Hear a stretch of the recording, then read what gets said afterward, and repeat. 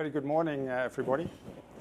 My name is Henk Kleef, and thank you very much for showing interest. And very good morning in this warm Washington day today. I'd like to explain you the advantages of on-site hydrogen generation and how these might improve further by applying renewable natural gas to generate economical benefits from low carbon intensities. During this presentation, I shortly like to introduce our company, shortly the portfolio, but then to follow up about the on-site production and how to create a negative carbon intensity.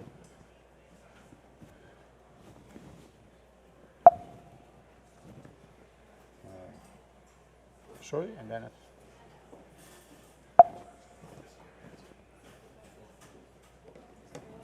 forward, please. Oh, that one. Okay, thank you. Yeah. Okay.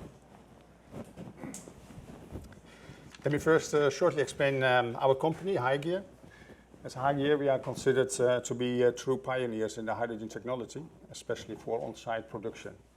Since early 2000s, we designed, manufactured, service and operate our hydrogen installations worldwide.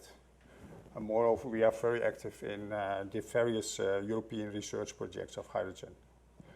We are part of the international host bioenergy group. From our headquarters in the Netherlands, we provide global coverage with local support for North America. We do this from our office in Vancouver, Washington State. Shortly about our portfolio. Our portfolio developed over the years in 5 main systems. First of all, it's our steam methane reforming installation. They using natural gas or renewable natural gas, which are highly efficient and are available in different models. These models are modular and can be integrated into a total system of about 625 SCFM and an output up to 4035 PSI. Secondly, are our electrolysis installations. They are using electricity and water to produce hydrogen. Also here we have various models, and these can be modular, integrated up to 22,500 SCFM and up to 435 PSI. And in addition to these hydrogen generation systems, we expanded our product range with high quality subsystems like the carbon capture, to reduce CO2 emissions up to almost 1250 SCFM. Gas recycling systems to reduce the volumes of gas input by recovering waste gases. And third is the gas purification, and that's to remove oxygen or water vapor from hydrogen after electrolysis, or to remove oxygen from renewable natural gas. Of course, more specifics are added in the handout, which will be submitted after this conference. And of course, in our booth, we also have all the technical specifications. Like I stated, at HyGear, we provide all over the world to our high-demanded customers. Our systems operate automotively and have sensors inside.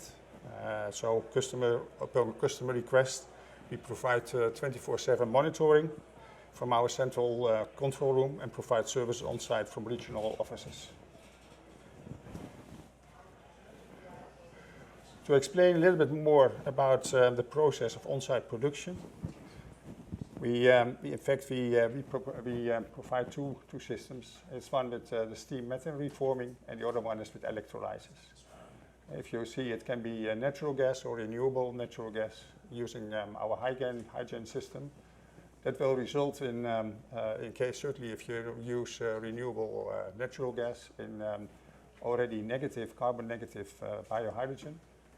You even can further reduce the CO2 by carbon capture system, to reduce the carbon, or to increase the carbon intensity. Sorry, to reduce the carbon intensity even more. The electrolysis system is using water and electricity, and that putting in the HyGear system using the deoxo dryer for taking out the oxygen and the water vapor, and that results also in very high quality and pure green hydrogen. Then to address more the two themes of our experience. One side is, one aspect of course is on-site production versus centralized production. And the other one is how to create optimal value of low carbon intensive hydrogen. Most of the discussion seems to go about the production cost of hydrogen. But the specialty about hydrogen is it's the lightest gas. So if you would like to get it on your site, transport is a very important aspect. And certainly if you don't have a grid where you can transport hydrogen, you have to transport it by mostly by tube trailers. And if you consider those costs for the tube trailers, then sometimes it's used by liquefying the hydrogen, or you put it at a very high pressure, so you have to compress it very high. Those aspects are relatively very expensive. So if you look at the total cost, for us, it's if we look at our history and all the calculation models, it's quite obvious that if you do it for a transport farther away than 75 miles, we are sure it's better to produce on site than to use it from a central location. That's it's on one. Certainly, if you see on high compression, then you see more and more the tube trailers and the even are increasing, but now already up to 2,900 psi. The cost involved to liquefy or compress hydrogen, the hydrogen at the central production location, plus the transport cost itself, makes it clear that if the transport of the hydrogen needs to be that long transported, then it's better to do it on site. Our experience is that most of the cases, our on-site production have an ROI of maximum 3 years. Another important aspect from on-site generation is that it's like with an HyGen from HyGear, it's an autonomous system. So in fact, you don't need any manual labor. There are no trucks coming in and out on your premises. So in that way, it makes it more reliable and more safe.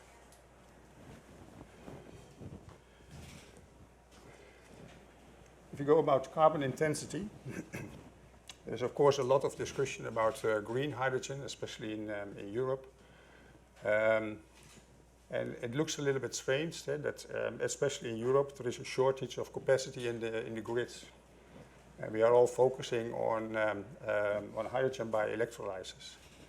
What seems to be a little bit forgotten aspect is if you try to use renewable natural gas, and especially if you use manure gas, and you see that you already start with a very good negative start. In general, the Californian Air Resources Board published the following carbon intensity statistics. And if you see that the carbon to generate hydrogen from central electrolyzers, and then you already start with a plus of 164. If you would do that with fossil natural gas, it's 151. And if you do that with landfill gas, it's a little bit less. It's plus 82.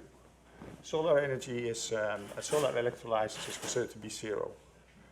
But if you also see at their statistics, if you would start to make optimal use of the renewable natural gas, and especially the manure gases, then you will see that it makes it more beneficial to start with that. If you would apply in that addition also a carbon capture system, you will even bring the carbon intensity further low. And that of course has all kinds of possibilities economically, but of course also looking for the climate overall, you really reduce the CO2. So from our side and our experience from all the years, is that on one hand, on-site production of hydrogen will be very beneficial, especially if it has to be transported further away than 75 miles. It reduces the operational cost, makes it more safe. You also will face less problems with the grid congestion. And if you would combine that even with renewable natural gas, especially the manure gases, then you make it even more attractive. Also now with at the various subsidies. So economically it's more interesting, but if you look for the climate itself, it also would be the best step.